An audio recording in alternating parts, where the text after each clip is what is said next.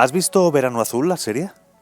Verano Azul. Bueno, no soy tan viejo como para ver Verano Azul. Se la han repuesto muchas veces. Sí, no he sido un gran fan de Verano Azul. Sé lo que es, sé lo del chanquete y tal, pero poco más. Pues hay un episodio en Verano Azul en el que Bea, que era la guapa de la pandilla, le viene la regla, entonces lo celebran diciendo Beatriz ya es mujer.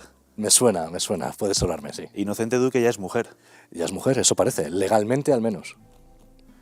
Inocente Duque eres tú, porque la gente está diciendo, pero ¿de qué están hablando estos dos? Bueno, estos dos señores no, este señor y esta señora o señorita. Así es. Eres mujer, legalmente. Legalmente, eso dice el registro civil. Sí, señor. ¿Cómo te llamas? ¿Cuál es el nuevo nombre? No puedo decirlo de momento. No puedes decirlo de momento. Pero claro, el cambio de sexo, ¿porque ha sido un cambio de sexo o de género? Sí. No, el cambio es de sexo. Tú cuando vas a rectificar en el registro el nombre y el sexo, no el género. El género, digamos que es algo que forma parte de ti y que tú te autopercibes de esta forma y tal. En realidad el género no existe. El género que tenemos las personas es el género humano. El género del que hablamos de femenino y masculino lo tienen las palabras. Es un género semántico. Pero nos gusta retorcer el lenguaje, nos gusta hacernos debates que no van a ningún lado y bueno, de esa forma se enreda todo y se puede continuar con el relato para poder venderlo mejor. Tú te autopercibes como mujer, si no, no te puedes cambiar de sexo. Entiendo, no lo sé. Yo me autopercibo como mujer, sin ninguna duda. Y es el único requisito que se pide a la hora de que tú vayas al registro civil y quieras cambiarte de sexo. Así es. ¿Cuánto tiempo te ha llevado el proceso? A mí me llevó mucho tiempo porque yo no lo he hecho por la ley trans, que ahora acaba de entrar en vigor. Claro, no podrías haberlo hecho porque todavía no ha entrado en vigor. En principio no debería. Lo que pasa es que, bueno, intenté hacerlo y ha funcionado. ¿Y por qué me ha funcionado?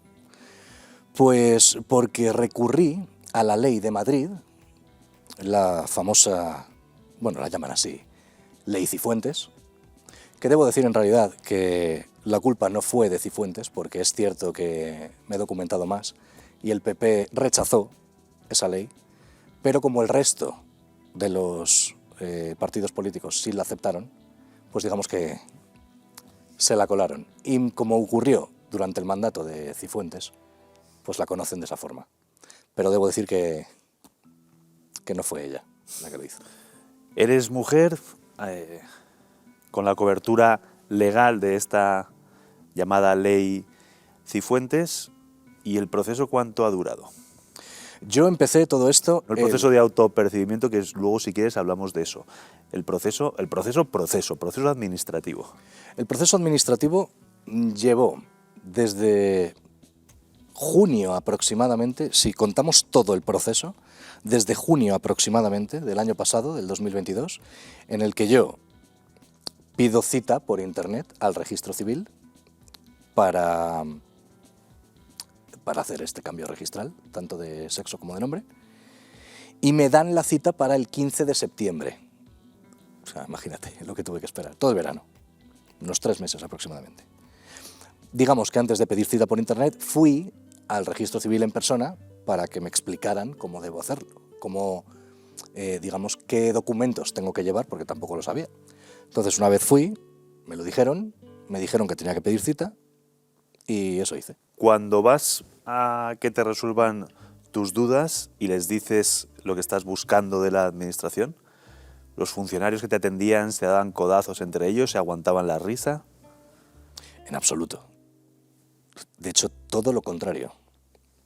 Se cuadran ante ti. Se cuadran ante ti. Y que no notes tú ni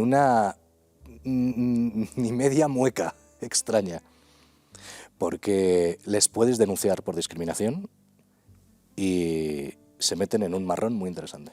Tú sabes que yo me puedo meter en un lío por entrevistarte.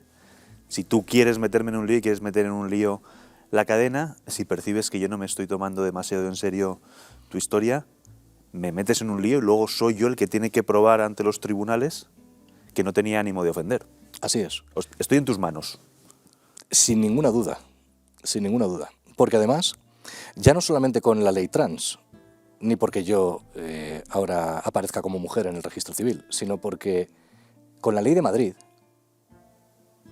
sin estar registrado en ninguna parte, si tú dices que te autopercibes como mujer, te tienen que tratar de esa forma. Sin estar registrado, sin pedirte el DNI. Si tú lo dices, ya inmediatamente lo tienen que hacer.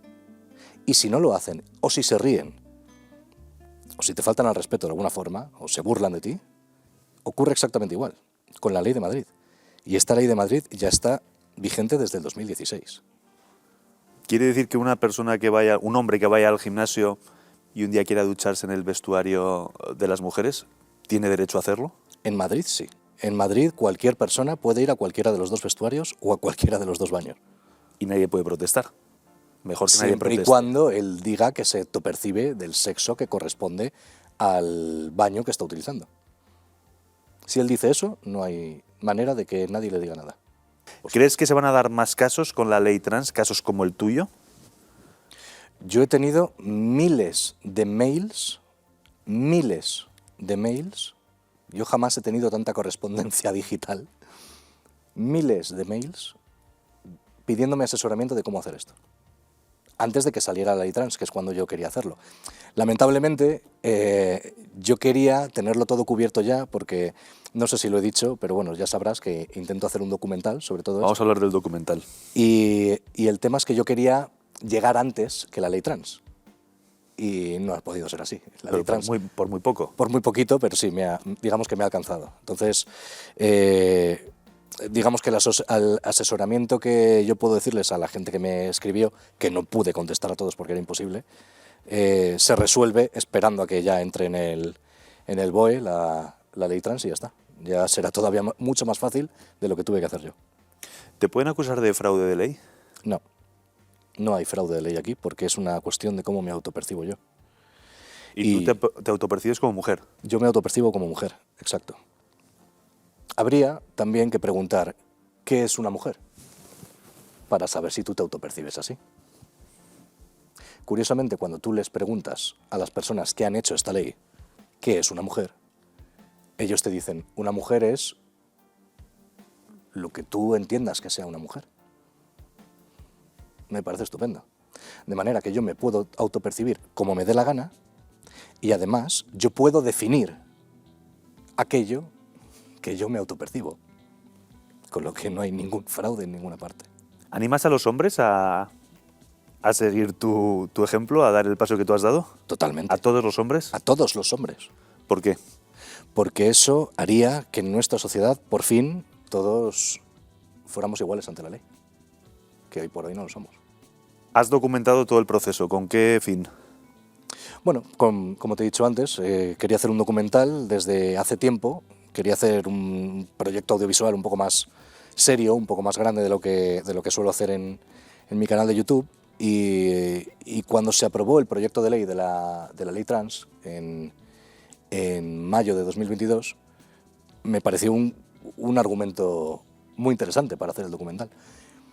Y pensé en ofrecerme voluntario para descubrir de qué iba esto. Yo había escuchado muchos rumores de entonces cualquier hombre se puede hacer mujer, entonces no sé qué. Y yo pensé, yo creo que están exagerando, porque me suena mucho a relato, y ya sabemos que los partidos políticos, sobre todo, que son los que lanzan estos mensajes, pues intentan hacerlo para hacer daño al contrario, ¿no? a otro partido. Y pensé, yo creo que aquí hay un punto de rumor, un punto de exageración que no debe ser así. Y sin embargo, cuando empecé a documentarlo todo y a documentarme yo, superó mis expectativas, porque era todavía peor de lo que había escuchado yo. La realidad ha superado la ficción. Así es. ¿Se te ha quedado pequeño YouTube? No es que se me haya quedado pequeño, lo que pasa es que lo que ocurre es que yo en esa plataforma dependo de un algoritmo, que en función de lo que le apetezca a ese algoritmo, pues mis vídeos tienen más o menos visitas, o mi mensaje o mis vídeos más artísticos, que también me gusta mucho ese aspecto, pues claro, en ocasiones no lo difunde tanto como otra cosa porque entiende que mi canal va en una dirección cuando quizá yo quisiera probar otras cosas y no tengo una buena, digamos, unas buenas estadísticas sobre el canal. Porque si yo hablo de una cosa y hago un vídeo hablando de esa cosa y tiene mucho éxito, ese vídeo en concreto, cualquiera pensaría, bueno, pues yo creo que esta es la línea a seguir, ¿no? Entonces, en el siguiente vídeo voy a hablar de algo parecido, porque entiendo que es lo que a la gente le gusta. Y sin embargo, haces otro vídeo en esa misma dirección y el vídeo no funciona. Entonces no acabas de entender de cómo funciona esto. Entiendes que es un algoritmo que, yo qué sé, se basa en lo que se base. Y de la otra forma, eres más tú. O sea, con proyectos audiovisuales fuera de YouTube, es más tu talento, tu capacidad artística para llegar a la gente. Y la gente va a ir a verte a ti. Antes la gente veía la televisión y se enfadaba muchas veces y no le queda otra sino insultar a la televisión. Exacto. Ahora puede suceder eso, puede provocar el presentador que sea una reacción o la noticia que sea y en vez de enfadarte o no solamente te enfadas con la televisión, sino que creas un canal de YouTube. ¿Te ha pasado eso un poco? Mucho, mucho. De hecho es que yo creo que cuando más los picos de más audiencia que ha podido tener mi canal ha sido justo eso, cuando he sido muy crítico tanto con los medios de comunicación como con los políticos. Y te puedo decir que casi más con los medios de comunicación, fíjate. Sí, así es. A mí... Sí, antes había una cierta ley de silencio, que perro no come perro. Claro. Eso ha terminado con YouTube, en general con Internet. Es posible, lo que pasa es que bueno, yo no me considero al mismo nivel que un medio de comunicación. De hecho, yo no hago lo mismo. Es verdad que hacemos contenido audiovisual los dos, pero no es ni el mismo canal y mucho menos no es la misma profesión. Yo a un periodista le exijo un rigor, le exijo unos estudios, le exijo valentía, y porque entiendo además que él tiene acceso a más sitios que un ciudadano cualquiera como yo puede tener. Yo no hago eso, yo no doy noticias en exclusiva. Bueno, has documentado un caso. Bueno, puede ser, que ahora a lo mejor lo estoy haciendo, pero no es lo que yo hago en YouTube. Yo lo que hago en YouTube es comentar las noticias que ya han hecho los medios de comunicación y criticarla. Y no tanto la noticia en sí misma, que a veces sí, sino sobre todo la manera que tienen de dar la noticia. Eso es lo que más, digamos, lo que más me molesta. ¿Te han cancelado? Sí. Twitter, por ejemplo, me quitaron la cuenta porque hay un grupo en Telegram, creo que se llama Redbirds o algo así, que se dedican a cancelar cuentas de Twitter y demás. Pues yo fui uno de ellos. Me consta además que es así porque me pasaron capturas de ellos jactándose de le hemos cerrado la cuenta a este, no sé qué, y digo, pues ya está, pues han sido ellos sin ninguna duda. Y bueno, vino Elon Musk y me la devolvió, así que sin problema por ese lado. Eso fue en Twitter. Y en YouTube tuve un problema también, justo hace un año, un poco más, diciembre de 2021, enero 2022, porque hice una serie de vídeos también sobre las vacunas y también tuve cancelación ahí del propio YouTube. Me censuró y me puso strikes y por falsa información médica o algo así, no sé. Sí, no sé. Te llamarían negacionista.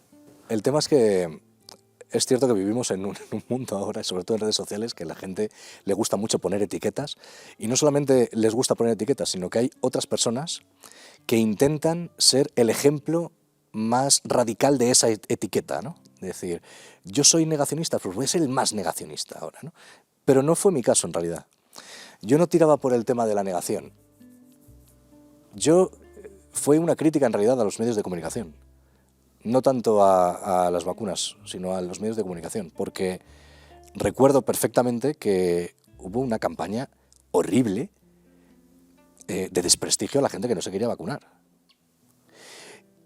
Y claro, yo creía que era broma. Yo creía que era broma, porque digo, pero si no es... Algún periodista incitó a la violencia contra los no vacunados. Así es. Y yo pensaba que era broma. Digo, esto no puede ser. Digo, será el show de este... Pero claro, luego lo empecé a ver en otro programa, y en otro programa, y en otro, y en otro. Y de otras índoles ideológicas también. Y digo, ¿cómo? Además, repetían el mismo argumento. O sea, era un guión. Iban frase por frase clavado.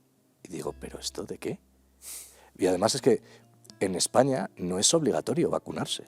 Y eso ni no es obligatorio, además, bueno, está prohibido que te pidan en cualquier lado que si tú estás vacunado o no. Claro, y eso es evidente. Si usted se quiere vacunar, señor, usted va y se vacuna. Pero si usted no se quiere vacunar, usted no se vacune. Usted sabrá. Eso es lo que defendía yo. Y además es que, bueno, era tan fácil desmontarlo. En mi primera serie de vídeos, hablando de este tema, saqué el documento oficial del Estado donde ponía estrategia, ¿cómo era? No recuerdo bien. Estrategia contra, pues esto, contra la COVID, ¿no? O tal. Y ponía preguntas frecuentes. Entonces te metías en preguntas frecuentes, la número 2, ¿vale? La número 2. O sea, no la número 96 que tienes que buscar, no, la número 2 era, ¿es obligatorio vacunarse? Y la respuesta del gobierno era no. Y eso era información oficial, no es información underground que yo haya rebuscado, conspiranoica, no. No, es información del gobierno, de la página oficial del gobierno, y la pregunta frecuente es la número 2, que tampoco es algo rebuscado. Al principio de la pandemia se nos dijo que de esta, de esa, de aquella, saldríamos más fuertes y por tanto mejores. ¿Salimos más fuertes, salimos mejores o salimos peores? Han procurado en hacer que se nos olvide completamente. ¿Nos enfrentamos más entre nosotros? No nos enfrentamos más, nos enfrentamos igual que si no hubiera habido pandemia. Se nos ha olvidado la pandemia. Nadie sabe que ha habido una pandemia. Eso es increíble lo que han hecho.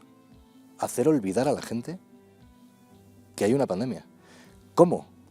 Con más escándalos. Un escándalo, otro escándalo, otro escándalo. Claro, ya no voy a estar pensando en la pandemia todo el rato, ya tengo que hablar del escándalo que tengo enfrente de mis narices. ¿Y no será también que nosotros hemos querido olvidar, no por lo mal que lo pudiéramos pasar, sino por no sentir vergüenza propia de situaciones a las que nos vimos sometidos? Guardar la distancia de seguridad en la cola del AVE, pero luego dentro del vagón ir todos apelotonados, por ejemplo. Una de las muchas. Las situaciones que se vivieron fueron estúpidas, como la que acabas de decir tú. Y bueno, no solamente eso, en cualquier bar o restaurante, si estabas de pie, tenías que tener la mascarilla y si estabas sentado no, en la silla. Eso popularizó un meme que era que el virus volaba en horizontal a cierta altura. Exacto, exacto. Por lo tanto, yo creo que no es una cuestión de que tendríamos que haber nosotros... Eso tendría que haber sido lo natural, que hubiéramos cogido nosotros distancia con respecto a lo mal que lo pasamos. Y deberíamos haber aprendido de eso. Y no ha sido así.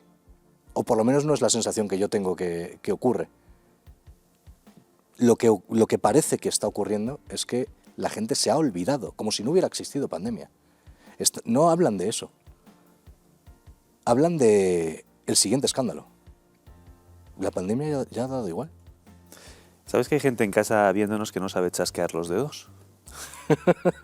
Después enseñar, pero brevísimamente, ¿cómo se hace? Cuando tú chasqueas los dedos, el sonido que se produce es el contacto de este dedo con esta parte con esta zona del pulgar, ¿no? De hecho es que esta zona del pulgar, pero tienes que tener este dedo aquí también aquí. Entonces, en el hueco que hace este dedo con esta parte, esto es lo que suena. No hace falta ni chasquear, si haces así ya más o menos suena, ¿no? Y simplemente esto hace de gatillo, para que lo cojas con más fuerza, pero el sonido es esta zona de aquí, de este dedo y la mano.